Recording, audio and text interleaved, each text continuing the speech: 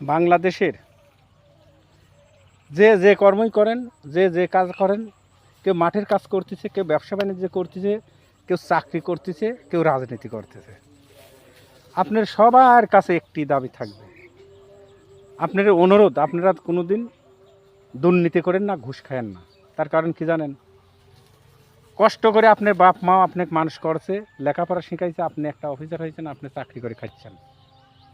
আপনি এমন এক জায়গায় চাকরি করতেছেন, আপনি কোটি কোটি লক্ষ লক্ষ টাকা ঘুষ খাচ্ছেন। পরে কি হচ্ছে জানেন? ওই জিনিস মানুষ জানিয়ে যায়, ওই অমকের সওয়াল ঘুষখোর। কেউ করছে অমকে স্যান্ডেল দিয়ে বাড়িয়ে, কেউ কয় জুতির মালা গলায় দে, কেউ করছে কি করছে ঘৃণা কর। কে আপনি বাপ মা কষ্ট করে আপনাকে লেখাপড়া করিয়ে সুন্দর একটা চাকরি আপনার ভাগ্যতা আল্লাহ পাক মিলিয়েছে, আপনি দুর্নীতি ঘুষ খাবেন কে?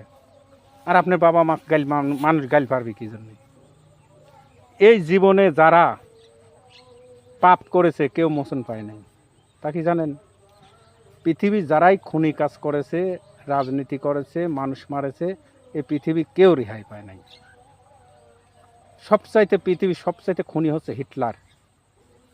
উনির কি অবস্থা তার ইতিহাস করে দেখেন গা, হিটলারও মাপ পায় নাই। অতএব আপনি মানুষ আর এক মানুষকে ভালোবাসেন, একজন খারাপ পথে গেছে তাকে বোঝান।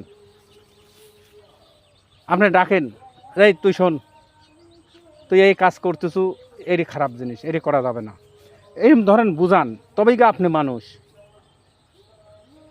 আপনি একজনের ছেলে একটা অন্যায় করতেছে, আপনার কাজ করতেছে, আপনার কাছে আসলে আপনি আবার ক্লিক করে আরও নষ্ট করে দিলেন কে? এখন রাজনীতি হয়েছে নেশা কিনে কিনে সালপান নেশা খায়, আর ওদের ওই গডফাদার মতন ওরা রাজনীতি করে। এগুলো বন্ধ করে দেন। মৃত্যু সবারই আছে, মৃত্যু হবেই। অতএব এই রাজনীতি বাদ দিয়ে দেশকে ভালোবাসেন, খারাপ মানুষকে ভালো পথে নিয়ে আসেন, এরই হচ্ছে কাজ। কোনো লাভ হবে না। হজরত ওমর এমন কাজ করছে যা ইসলামের বিরোধী। হজরত ওমর এত ইসলামের বিরোধী খাটিছে যা চিন্তা করা যায় না। পরে বললে যে হজরত ওমর বলছিল, তুমি রাসূলের মাথা লিয়ে আসা লাগবে। উনি রাসূলের মাথায় নিয়ে যায় কালেমা পড়ে মুসলমান হয়ে গেছে। আল্লাহ পাক তাকে এত হিদায়াত করছে, সে মুসলমান হয়েছে। যে ওমর রাস্তা দিয়ে গেলে 40 দিন শয়তান রাস্তায় যায় না। অতএব মানুষকে ভালোবাসা শেখেন। নবী এমন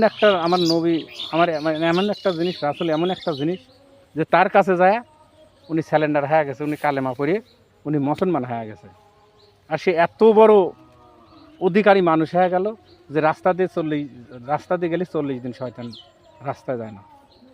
অতএব আমরা কারো ক্ষতি করব না, কারো অন্যায় অত্যাচার করব না। আমরা যার যার মতন নিজের মতন নিজে ভালোভাবে চলব। আসসালামু আলাইকুম।